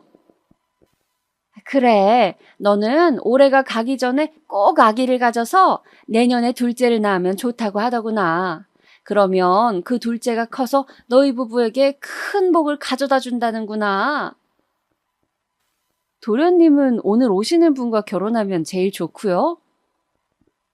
그래, 결혼하고 5년 안에 아기를 꼭 가져서 출산하면 이혼하지 않고 백년해로 한다고 했어. 김도사가 얼마나 용한지 그동안 못 맞춘 게 없다고. 그렇게 너희와 둘째네 앞길 좋게 만들어주고 나면 나는 이번 생에 내 할 도리는 다 한 거라고. 그 후부터는 마음 편한 노후를 보내면 된다고 하더구나. 저는 무슨 하늘의 계시라도 받은 듯한 어머님의 비장한 태도에 더욱 어이가 없었습니다. 어떻게 점을 적당히 믿어야지 저렇게 맹신할 수가 있는지. 아무튼 그렇게 전을 뒤집고 나무를 묻히고 난리 부르스를 춘 다음 드디어 예비 동서가 도착했습니다. 띵동. 어서 와요. 실례하겠습니다. 등장한 동서는 호리호리한 몸에 의사다운 지적인 외모를 가진 사람이었습니다. 저는 괜히 의사라고 하니 그런지 몰라도 똑똑해 보이는 사람이라는 생각이 들었죠. 첫 만남이라 그런지 동서는 말을 많이 하진 않았고 그저 결혼해서 잘 살겠다고 하는 것이었어요. 산부인과로 전공을 택했다는 동서는 자신도 얼른 아기를 낳고 싶다고 웃으며 말했죠. 그리고 결혼 준비와 관련한 비용 문제 같은 것은 부모님들 신경 쓰실 것 없이 도련님과 둘이 알아서 해결하겠다고 하더군요. 시댁에서는 돈도 필요 없다고 하니 좋아 죽으려고 하시더군요. 어머님은 김도사가 올해 대운이 들었다고 하더니 정말 그 말이 맞다며 기뻐했고 남편은 어떻게 동생 녀석이 저런 여자를 데리고 왔나 신기해하며 온 가족이 마치 무슨 로또를 맞은 듯 기뻐했어요. 저는 둘째 며느리 덕을 얼마나 보려고 저렇게 좋아하나 시댁의 속물적인 반응에 어이가 없었지만 뭐 저하고는 별로 상관없기에 그냥 가만히 있었습니다. 아랫동서이니 그냥 지나치게 버릇없지만 않으면 같은 며느리 처지로 그닥 제가 좋을 것도 없고 안 좋을 것도 없으니까요. 그렇게 도련님은 집에 인사를 온 지 6개월 만에 후딱 결혼식을 올렸습니다. 결혼식을 마치고 신혼여행을 다녀오고 집안 행사들에서 저는 동서와 좀 교류를 할 수가 있었어요. 동서는 점잖은 사람이었지만 자신의 일에 대해서는 자기 위주의 생각이 아주 컸고 자신의 생활이 중요한 사람이었어요. 뭐랄까, 이기주의는 아닌데 개인주의라고나 할까요? 그렇지만 분명히 자신만의 상식에 대한 생각은 분명한 사람이었습니다. 어머님의 김도사 맹신에 대해서 저는 살짝 동서의 의견을 물어봤어요. 동서는 다른 종교가 없기도 하고 어머님이 그렇게 믿으신다면 자신도 협조하는 모습을 보여드려야겠다고 하더군요. 그 부분이 어머님에게 중요한 부분일 수도 있다면서요. 그렇게 동서는 어머니와 친해져 보겠다고 같이 점집에 다녀오는 것이었습니다. 형님 있잖아요. 진짜 그 김도사님이 제가 의사 공부할 때 시험 한 번 망친 것까지 다 맞추더라니까요. 정말 대단하시죠? 어쩜 그렇게 쪽집게 같은지 진짜 신기해요. 재미있던데요? 다음에 다 같이 가보는 건 어때요? 사실 어머님이 저한테도 김도사에게 같이 가보자고 여러 번 말씀을 하셨지만 저는 천주교이고 그런 것을 워낙 믿지 않기에 따라가지 않았었습니다. 아, 나는 그런 걸 잘 안 믿어서. 한번 가보시면 완전 놀라실 건데 아쉽네요. 근데 동서는 의사인데도 그런 걸 믿어? 의사는 어떻게 보면 일종의 과학자지만 세상에는 인간의 힘으로 안 되는 것들도 많이 있으니까요. 그렇게 동서가 우리 집안에 적응하려고 애쓰고 있는데 저와 어머니 사이에 좀 트러블이 생겼습니다. 바로 제가 최초로 김도사의 말을 어기는 결정을 하게 된 것이었죠. 어머니께서는 올해 안에 아기를 가지라고 했는데 저는 당시 허리가 무척 안 좋았거든요. 그래서 그냥 둘째 가지기를 잠정 포기했어요. 제 결정을 말씀드리자 어머님은 저에게 화를 내셨죠. 첫째야, 내가 둘째를 꼭 가져야 한다고 했잖아. 왜 내 말을 안 듣니? 어머님, 아시다시피 제가 11월에 교통사고가 나서 허리가 아직도 너무 아파요. 애가 보채서 좀 안아주기라도 하면 온 다리가 저릿저릿해서 계속 누워있어야 하는데 어떻게 임신을 하겠어요? 제 몸 완전히 아작나는 일인데. 그래도 김도사가 그렇게 하라는데 그렇게 해야지 어떡하니? 그게 너희들한테 제일 좋은 일이라고 하는데. 그래도 저는 못 가져요, 어머니. 죄송해요. 허리가 너무 아파서 침도 맞고 하는데도 전혀 차도가 없는데 무슨 아기를 가져요. 저는 그렇게 어머님이 이야기한 김도사의 말을 처음 어겼습니다. 처음 뵀을 땐 그 푸근한 인상은 어머니 말을 잘 들을 때뿐이었어요. 제가 김도사의 말을 한번 어기자 어머님께서는 그 후로 제 욕을 하시며 계속 화를 내시고 꼬투리를 잡으셨습니다. 아기를 꼭 가져야 한다던 그 해를 넘기고 1년이 더 지났을 무렵 이번에는 화살이 동서를 향했죠. 김도사가 이번에는 동서에게 아기를 가져야 한다고 늦어도 3년 안에는 가져야지만 가정이 평안하다고 이야기를 한 것이었습니다. 동서도 안 그래도 아기를 가지려 했다며 자연 임신을 시도했지만 6개월이 지나고 1년이 지나도 임신이 잘 되지 않았어요. 그러자 동서는 자신이 산부인과 의사라서 그런지 아주 적극적으로 난임 시술을 받고 임신 시도를 하였습니다. 그러나 동서는 아기가 잘 들어서지 않는 몸인 것 같았어요. 몇 번의 시험관 시술에서 실패를 하고 또 몇 차례의 계류 유산을 겪어야 했습니다. 동서는 한 번은 너무 힘들다며 저에게 부럽다고 하더군요. 어버이날이라 함께 가족끼리 밥을 먹고 있을 때였습니다. 마침 정원이 있는 식당인지라 저는 밥을 다 먹고 놀고 싶다고 보채는 아이를 식당 마당에서 뛰어놀게 하고 있었어요. 동서는 웃고 있는 저와 아이의 모습을 보더니 말하는 것이었습니다. 지금 이 순간 저는 세상에서 형님이 제일 부러워요. 동서가 내가 부러울 게 뭐가 있어? 조카도 너무 귀엽고 예쁘고 건강하고 그냥 아기를 가지고 낳고 키우고 있는 형님이 너무 부러워요. 요즘 병원에서 임신한 환자들만 보면 제가 정신을 못 차리고 쳐다본다니까요. 너무 부러워서요. 동서, 스트레스 너무 받지 마. 아기는 하늘이 점지하는 거라고 하잖아. 형님, 저는 살면서 제가 꼭 해야겠다고 마음먹은 일은 대부분 이루고 살았어요. 그런데 임신이 이렇게 어려울 줄은 생각도 못했네요. 동서가 그렇게 임신 때문에 속을 썩이고 있을 즈음 저에게도 큰일이 생겼습니다. 바로 엄마가 위암 판정을 받은 일이었어요. 어느 날 바로 밑에 동생이 전화가 왔습니다. 누나, 왜 무슨 일이야? 왜 그래? 말을 좀 해봐. 엄마가 위암이래, 위암. 뭐? 저는 그 길로 집으로 달려갔어요. 집에는 병원에 다녀왔는지 약봉지와 망연자실 앉아있는 제 동생의 모습, 그리고 방에 들어가 누워 계신 엄마가 있었죠. 그냥 소화가 안 되는 것 같아 병원에 갔더니 위암이라고 했다는 겁니다. 저는 너무 놀라 병원을 여러 군데 가보자고 했어요. 그렇게 몇 군데 큰 병원을 다녔지만 모두 위암이라고 하더군요.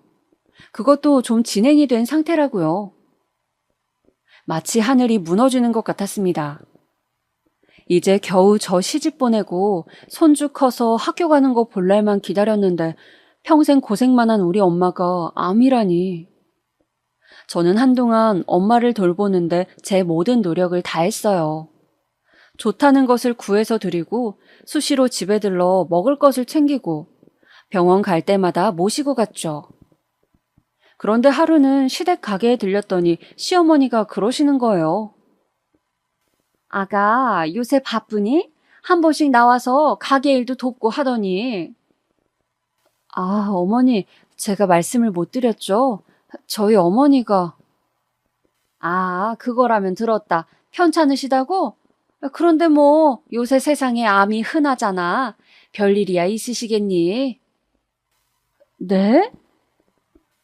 아니, 가게 일도 좀 돕고 아기 돌보는데 신경 써야지. 하루 종일 친정에만 매달려 있는 것 같아서 보기가 좀 그래서 말이다. 엄연히 출가 외인인데 안 그러냐? 저는 어머니 말에 울컥하고 올라오는 기분이었지만 어른인지라 같이 따질 수도 없고 그냥 말없이 못 들은 걸로 하자라고 속으로 되뇌이며 참고 있었습니다. 제 표정이 안 좋은 것을 본 남편이 와서 저에게 오늘은 그만 가라고 하면서 저를 끌고 밖으로 나갔어요. 저는 저를 붙잡고 나가는 남편도 그 순간 너무 미웠습니다. 당신은 당신 어머니가 저런 막말을 하는데 어떻게 나만 끌고 나올 수가 있어? 자기야, 기분 안 좋은 건 알겠는데 당신 어머니가 뭐야? 그리고 우리 부모님이 아직 장모님이 심각한지 잘 모르셔서 그래. 가벼운 암들도 많잖아. 그런 건 줄 아시는 거야. 좋게 생각하자, 어? 그래도 그렇지. 어떻게 아픈 우리 엄마에 대해서 그렇게 말씀하실 수가 있어? 미안해, 자기야. 섭섭한 마음 이해해. 내가 사과할게, 어? 저는 간신히 섭섭한 마음을 추스르고 남편의 사과를 받았죠. 엄마는 완전 말기는 아니었지만 후기에 해당했고 이미 전이가 조금 되어 있다는 소견을 받았어요. 수술을 하기로 했는데 수술 당일에 초조하게 기다리고 있던 저에게 더 힘든 소식이 들려왔습니다. 6시간에서 8시간 정도는 걸린다고 했는데 1시간 만에 의사가 밖으로 나와서 저에게 그러는 것이었어요. 생각보다 여러분이 전이가 많이 되어서 수술을 하기가 힘들다고요.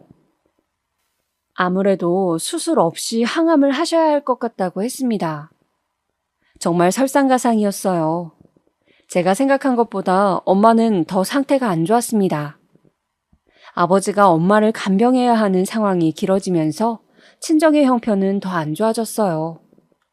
당장 남동생도 아직 대학생이었고 돈이 빠듯한 상황이었죠. 저는 제가 모아두었던 비상금을 일단 아빠에게 드렸어요. 결혼하면서 가지고 갔던 돈이었죠. 급한 병원비 이걸로 일단 쓰고 생활비에도 보태라고 1,000만 원을 드렸습니다. 아빠는 이런 돈을 내가 너한테 줘야 하는데 미안하다고 눈물을 보이셨어요. 저도 아빠 손을 붙잡고 함께 울었죠. 우리가 함께 노력하면 엄마는 꼭 좋아지실 거라고 저는 그렇게 아빠를 붙잡고 눈물을 흘렸습니다. 그렇게 엄마는 수술을 하지 못하시고 항암 치료를 시작했어요. 날이 갈수록 수척해지고 머리도 빠지는 엄마를 보면서 제 마음도 찢어져 갔습니다.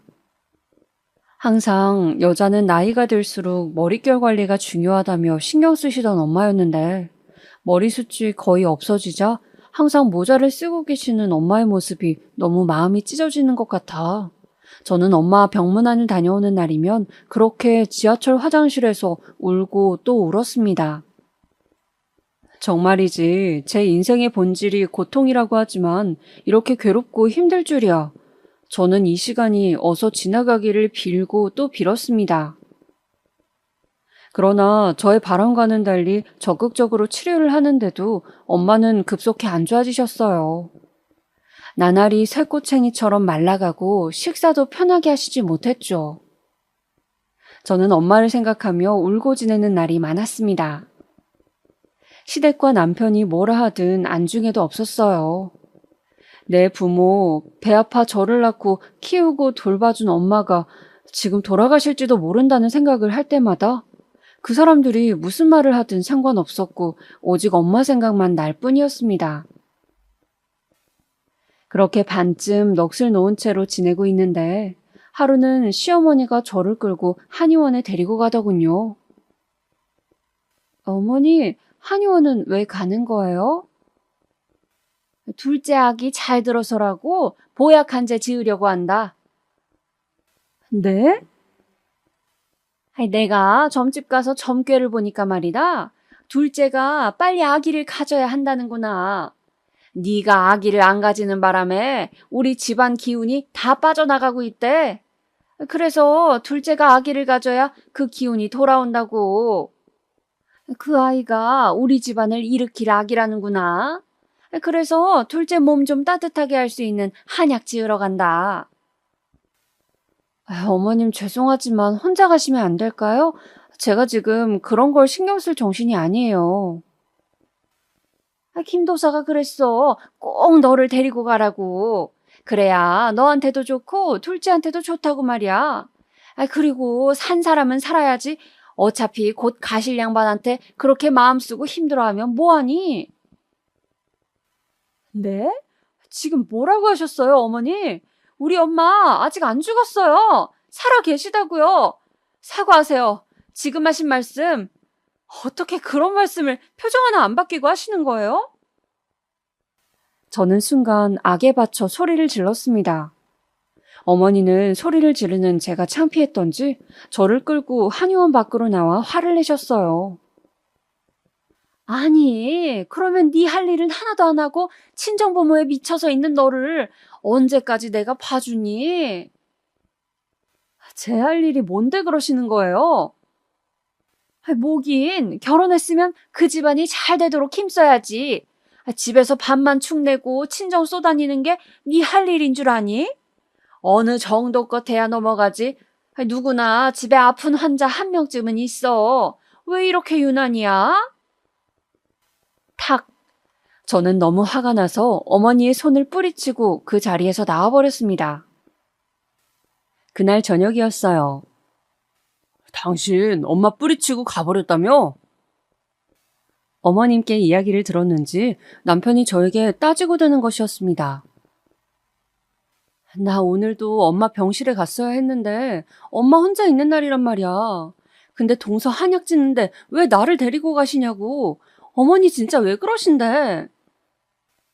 아니, 나이 든 양반이 점을 좋아하니까 그 점쟁이가 하는 말을 좀 믿고 따라할 수도 있는 거지. 그게 좀 이해가 안 돼도 노인 비위 좀 맞춰준다 생각하고 하는 신용이라도 하고 좋게 좋게 말씀드리면 안 돼? 왜 집안을 시끄럽게 분란을 만들어? 당신 지금 말 다 했어? 지금 이 상황이 내가 분란을 만든 거라고? 분란을 만드는 사람이 누군데 그래? 저도 남편에게 질세라 악에 받쳐 소리를 질렀습니다. 남편은 제가 악다구니를 쓰며 대들자 고개를 절레절레 흔들며 옆방으로 가버리더군요. 저는 친정엄마가 아프자 시댁 식구들과 남편의 태도를 보고 정말 결혼을 후회했습니다. 아무리 그래도 내 부모가 이렇게까지 아프다는데 어떻게 이런 식으로 할 수 있는지 정말 좋게 생각해 보려고 해도 용납이 안 되는 모습들이었습니다. 그 후에도 친정엄마 때문에 시댁과 또 트러블이 있었습니다. 바로 남편의 사촌 동생의 결혼식이었습니다. 남편의 작은 아버지에게 아들이 둘 있었는데 둘 다 노총각으로 집안 어른들이 장가를 못 가서 어쩌냐고 크게 걱정을 하고 있었어요. 그런데 그중 헬스 트레이너를 한다던 사촌이 장가를 가게 된 것이었죠. 당연히 시댁 식구들은 크게 기뻐했어요. 그리고 집안의 큰 경사라는 듯 당연하게 모두가 간다고 생각을 했죠. 그런데 하필 결혼식 장소가 제주도였습니다. 스몰 웨딩으로 제주도 레스토랑을 빌려서 하루 종일 식을 진행한다고 하기에 저는 엄마도 돌봐야 하고 한두 시간이면 몰라도 하루 종일 빼서 제주도까지 가기는 좀 힘들겠다고 남편에게 말했죠. 그러자 남편과 시어머니가 난리를 치는 것이었습니다. 당연히 가야지. 무슨 말도 안 되는 소리냐고. 제가 인간이냐며 남편과 시어머니는 불같이 화를 내는 것이었어요. 아니, 우리 엄마가 지금 아파서 죽네 사네 하는데 내가 그 결혼식을 꼭 가야 돼? 그냥 당신 사촌동생 결혼식일 뿐이잖아. 당신 혼자 다녀와도 되잖아. 우리 집에 오랜만에 있는 결혼식이고 모든 친척들이 다 올 텐데 며느리가 돼가지고 그 행사에 안 간다는 게 말이 돼? 왜 말이 안 돼? 사정이 있으면 못 갈 수도 있는 거지. 무슨 군대도 아니고 왜 꼭 가야 하는데? 됐다, 말을 말자. 넌 무슨 인간 말종이냐? 그렇게 남편은 시댁의 사촌 결혼식이 무슨 안 가면 죽는 행사라도 되는 양 말도 안 되는 며느리 돌이 운운하면서 저에게 화를 내는 것이었습니다. 엄마는 아프고 시댁에서는 날이 갈수록 저를 몰아세우고 저는 너무 힘이 들었습니다. 무엇보다 인신공격을 하는 그 말투들이 자려고 자리에 누우면 떠올랐어요.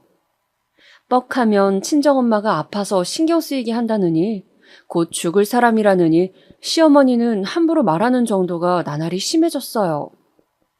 시부모도 부모라는데 어떻게 어르신들이 그런 식으로 말을 하는지. 신랑도 처음에는 양쪽을 말리다가 나중에는 자기도 힘들다며 이제 친정일 그만 신경 쓰고 남동생에게 엄마 챙기도록 하면 안 되겠냐고 말했습니다. 저는 기가 막혔지만 그냥 당신을 신경 쓰지 말라고 그런 거 바라지도 않는다고 하고 말았죠. 그러는 와중에 엄마는 나날이 안 좋아졌습니다. 저는 엄마를 보러 가는 날이면 마음이 칼로 도려내는 것처럼 아파서 항상 퉁퉁 부은 눈을 하고 다녔죠. 그런데 의사가 한 번은 비급여 신양 이야기를 하는 거였어요. 아직 보험 처리는 안 되지만 좋은 항암제가 있는데 기존 항암제가 부작용이 심하고 몸 전체에 탈모를 유발한다든지 밥을 잘 못 먹게 된다든지 하는 힘든 점이 있는 반면에 암세포만 찾아서 없애는 표적 항암제라는 것이 있다고 그걸 한번 시도해보면 좋겠다고 하시는 거예요. 지금보다는 훨씬 경과가 좋을 거라고요. 문제는 그 치료 자체가 비급여다 보니까 너무 비싼 것이 문제라고 했습니다. 저는 그 말을 듣는 순간 드디어 하늘에서 한 줄기 동아줄이 내려오는 것 같았어요. 돈이 문제가 아니었죠. 뭐라도 해서 엄마가 살 수 있다면 가릴 게 없었습니다. 동생에게 돈이 있냐고 급하게 물어봤지만 동생은 생활비 때문에 알바비도 몇 달째 미리 값을 하고 있다며 도저히 여력이 없다고 했어요. 도저히 1,000만 원 가까이 되는 돈을 만들 길이 없다고. 제가 모아둔 돈도 저번에 생활비로 쓰시라고 아빠를 드렸고 결국 저는 의사 동서를 찾아갔습니다. 동서에게 만나서 커피나 한잔 하자고 했더니 동서가 안 그래도 드릴 말씀이 있다며 자신이 일하는 병원 앞 커피숍에서 보자고 하더군요. 동서 잘 지냈어? 여기 아이스라떼가 맛있는데 그거 시키지 그랬어. 아, 그냥 커피를 한동안 마시면 안 될 것 같아서요. 커피 요새 안 마셔? 실은 형님, 나 임신한 것 같아요. 동서는 활짝 웃으며 저에게 임신을 한 것 같다고 말하는 것이었습니다. 정말? 와, 너무 축하해. 그동안 마음고생 심했잖아. 너무 축하해, 진짜. 저는 엄마의 간병으로 지쳐있던 중 기쁜 소식을 듣게 되어 좋았습니다. 저 역시 동서의 임신 소식을 기다리고 있었고 동서가 얼마나 그동안 힘들어했는지 알고 있었으니까요. 동서는 저를 보더니 그런데 무슨 하실 말씀이 있으신 거냐고 묻더군요. 동서 실은 우리 엄마 아픈 거 알고 있지? 네, 위암이시라고. 좀 어떠세요? 그것 때문에 내가 꼭 써보고 싶은 약이 있는데 그게 비급여라 너무 비싸서 돈이 좀 필요해. 남편은 그 돈이 없을 것 같고 혹시 나한테 돈 좀 빌려줄 수 있을까? 시댁 식구들한텐 비밀로 하고 말이야. 그런 일이라면 당연히 제가 도움이 되어드려야죠, 형님. 정말 힘내세요. 네? 고맙게도 동서는 자신이 모아둔 비상금이 있다면서 저에게 선뜻 돈을 빌려주었습니다. 저는 동서에게 빌린 돈 이외에도 약값이 계속 들어갔기 때문에 신랑 몰래 대출을 받았습니다. 당시에는 남편에게 말도 없이 대출을 받는 것이 두렵지도 않았습니다. 이판사판이었죠. 대출을 받겠다고 말하면 또 얼마나 시어머니와 함께 친정에 신경 그만 쓰라는 둥 그런 소리를 할지 뻔했기 때문에 말하고 싶지 않았습니다. 다행히 제가 경찰 공무원이라 대출은 쉽게 나왔죠. 비싼 약을 맞고 엄마가 어서 툭툭 털고 일어나시길 비는 마음만 간절했습니다. 그러나 저의 이러한 노력이 무색하게 엄마는 결국 세상을 떠나셨습니다. 마치 미라처럼 바싹 마르셔서 말이죠. 오히려 그동안 많이 울어서인지 엄마의 임종 순간에는 눈물이 나지 않았고 그저 비현실적으로만 느껴졌어요. 만지면 바스라질 것 같이 뼈만 남은 엄마의 손을 잡고 그저 엄마의 눈을 한없이 바라봤습니다. 평생을 자식 키우느라 뼈 빠지게 고생한 우리 엄마. 죽는 순간까지도 남편 걱정, 자식 걱정만 하는 우리 엄마. 저는 엄마의 마지막 모습을 오래오래 눈에 담아두고 싶었습니다. 마지막 순간에 엄마는 저를 바라보며 제 행복을 기원하셨어요. 그리고 아주 중요한 말씀을 해주셨죠. 제 가슴에는 엄마가 남긴 유언 한마디가 깊숙이 새겨졌습니다. 수영아, 너 자신을 위해 살아. 그 누구도 대신 살아주지 않는 네 인생이란다. 네, 엄마. 저 그렇게 할 거예요. 저 자신을 위해서 살아갈 거예요. 저는 굳은 결심을 했습니다. 앞으로 더 열심히 잘 살겠다고. 제가 사는 모습을 엄마가 하늘에서 보고 웃을 수 있게 하겠다고. 그렇게 눈물의 장례를 치르며 저는 엄마를 떠나보냈습니다. 발인을 하고 집으로 돌아오는데 엄마의 마지막 관 속 모습이 아른거렸어요. 엄마가 너무 보고 싶었습니다. 이제 엄마 없이 남동생과 살아가야 할 아빠도 너무 걱정이 되었죠. 저는 며칠을 그저 아무것도 먹지 않고 누워 잠만 잤습니다. 아무것도 하고 싶지 않고 아무 생각도 들지 않았어요. 정말 산 시체처럼 저는 그렇게 시간을 보냈습니다. 남편과 아이가 저를 걱정해서 먹으라고 할 때만 간신히 한숟갈을 뜨고 또 누워 있었죠. 그렇게 일주일이 지났을 무렵 시댁에서 다 같이 저녁을 먹는 자리가 있어 저는 남편과 아이만 보내려고 했습니다. 그런데 남편이 또 혼자 있으면 굶을 것 같다며 재수 씨도 산 달이 3달인가 아무튼 얼마 안 남았다는데 가서 인사도 하고 좀 기운을 차려보면 안 되겠냐고 하도 부탁을 하기에 내키지 않는 발걸음을 시댁으로 향하게 되었습니다. 제가 도착하자 시댁 식구들은 걱정스러운 눈빛으로 저를 맞이해 주었습니다. 그 와중에 시어머니는 기분이 안 좋으신 것 같았지만요.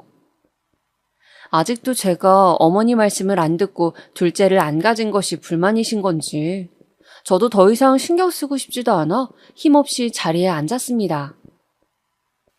형님 오셨어요? 뭐 좀 드셔야죠. 동서가 제가 반가웠는지 벌떡 일어서서 부른 배를 안고 제가 먹을 것을 챙겨주려고 일어섰습니다. 그 순간이었어요. 쿵! 동서가 그만 발을 헛디뎌 넘어져 버린 것이었습니다. 하필 그것도 앞으로요. 아! 동서는 배를 움켜잡고 비명을 질렀어요. 배가 119 불러줘요. 동서는 신음소리를 내며 땀을 뻘뻘 흘렸고 모두가 너무 놀라 혼비백산해서 구급차를 불렀습니다. 동서는 그렇게 구급차에 실려갔어요. 저도 너무 놀라서 그저 그 자리에 가만히 앉아 있다가 그만 집에 가라고 시어머니가 말씀하셔서 집으로 왔습니다. 그러고 3시간여가 지났을까? 갑자기 띵동 띵동 초인종이 울리는 것이었어요. 쾅쾅쾅쾅! 누군가 우리 집 문을 세게 두드리는 소리도 들렸습니다. 누구세? 너 때문에 네가 악기를 달고 와서 우리 손주가 나가 죽어. 갑자기 달려든 시어머니가 제 머리채를 잡았습니다. 저는 너무 놀라 허우적대며 시어머니의 앙칼진 소나기에 끌려다닐 수밖에 없었어요. 어머니, 왜? 엄마, 왜 이래요? 엄마! 어머니는 한참을 그렇게 제 머리채를 잡고 뒤흔들더니 씩씩대며 놓으시더군요. 유산했단다. 김도사가 안 그래도 한동안 널 집에 들이지 말라고 했거늘 다들 안쓰럽다고 기어이 불러서는 둘째가 그렇게 힘들게 가진 아기 유산했다고. 다 너 때문이다. 집안 말아먹으려나. 어머니는 그렇게 계속 악다구니를 쓰셨습니다. 저는 어머니의 말씀에 너무 어이가 없어서 헛웃음이 나더군요. 어머니, 아직도 그 점쟁이 타령이세요? 그래서 돌아가신 우리 엄마가 악귀가 되어서 동서 아기를 데려갔다는 거예요, 지금? 그걸 말이라고 하세요? 어떻게 부모 잃은 제 앞에서 그런 말씀을 하실 수가 있어요, 어머니. 저는 너무나 괴로워 가슴을 쥐어뜯으며 울부짖었습니다. 사람이 사람으로 태어나 어떻게 이렇게 모질고 자기 입장밖에 모를 수가 있는지, 할 말 못할 말 가리는 게 그렇게 힘든 일인지 저는 더 이상 시모를 보고 싶지가 않았습니다. 너무 정이 떨어지고 끔찍했어요. 그래서 그 길로 이혼하자는 말만 남기고 짐을 싸서 아이를 데리고 친정으로 가버렸습니다. 그렇게 친정에 와서 지낸 지 3일째 되던 날, 저는 꿈을 꿨습니다. 꿈속에는 돌아가신 어머니가 희한하게도 무당옷을 입고 점집처럼 보이는 곳에 앉아 계셨어요. 그런데 어머니는 저에게 자꾸 자신이 입은 옷을 가리키는 거였습니다. 저에게 뭔가 이야기를 하고 싶으신 것 같았어요. 저는 엄마를 부르다가 그만 잠에서 깨고 말았습니다. 깨어난 후 골똘히 생각에 잠겼죠. 왜 엄마가 무당옷을 입고 있었을까? 혹시 나에게 뭔가 할 말이 있었던 것은 아닐까? 그렇게 몇 날 며칠을 생각하다가 저는 김도사를 찾아가 보기로 했습니다. 아무래도 엄마가 입고 있던 무당옷이 김도사를 뜻하는 것 같아서였죠. 예약을 하고 점을 보러 간다고 핑계를 대서 저는 김도사를 만나러 갔어요. 김도사는 50 중반쯤 되어 보이는 남자였는데 제 사주를 봐주고 이혼을 고민한다고 했더니 대뜸 그러더군요. 시댁이 별나 아주 특이해. 그래요? 어떻게 특이한데요? 아기를 낳아야 돼. 그래야 모든 것이 내려가. 애군이 씻겨. 아기요? 아기 없지? 딱 보니까 없구먼. 아기 낳을 거 아니면 이혼해. 올해 안에 아기를 낳아야지. 그게 아니면 살기 힘들어. 저는 김도사가 뭔가 엉터리 같다는 생각이 들었습니다. 어떻게 우리 시어머니 마음을 잡았는지 몰라도 아기 이야기를 하는 게 고정 레퍼토리 같았어요. 그래서 저는 김도사에 대해서 더 알아봐야겠다고 마음을 먹었습니다. 제가 직업이 경찰인지라 저는 혹시 이쪽에 기록이 있나 싶어 김도사의 신상을 찾아봤어요. 사실 그렇게 해서는 안 되지만 김도사의 신상을 알아보니 세상에 김도사는 사기죄로 복역한 전과가 있는 사람이었어요. 말 그대로 사기꾼이었던 겁니다. 저는 김도사가 사실은 사기꾼이라는 사실을 알아내고 어떻게 이 사실로 시어머니를 기함하게 할지 고민했어요. 이혼은 당연히 할 거지만 감히 우리 엄마에게 악귀라고 한 그 노망난 인간을 가만두고 싶지가 않았습니다. 그래서 저는 경찰복을 입고 어머니가 점집에 가셨을 때 들이닥치기로 했어요. 다른 경찰 친구에게도 그냥 옆에만 서 있어 달라고 부탁을 했죠. 물론 제 명찰이나 이름은 가리고 저도 최대한 얼굴을 가렸습니다. 어머니는 한 달에 한 번씩 주로 주말에 김도사를 찾아가셨어요. 저는 동서에게 연락해 아기가 그렇게 된 것 정말 유감이라고 말했습니다. 동서는 다행히 시어머니처럼 그렇게 점을 맹신하는 것은 아니었어요. 그냥 그 아기의 운명이 그런 것이라 생각한다며 자신이 넘어지는 바람에 괜히 집안에 분란을 일으켰다며 저에게 사과를 했습니다. 저는 동서에게 미안하지만 혹시 어머님께 다음에 김도사를 만날 때 같이 가자고 떠보면서 언제 가시는지 좀 나에게 알려달라고 부탁을 했어요. 그렇게 저는 둘째 주 토요일이라는 날짜를 알아냈습니다. 그리고 김도사의 점집에 들이닥쳤어요.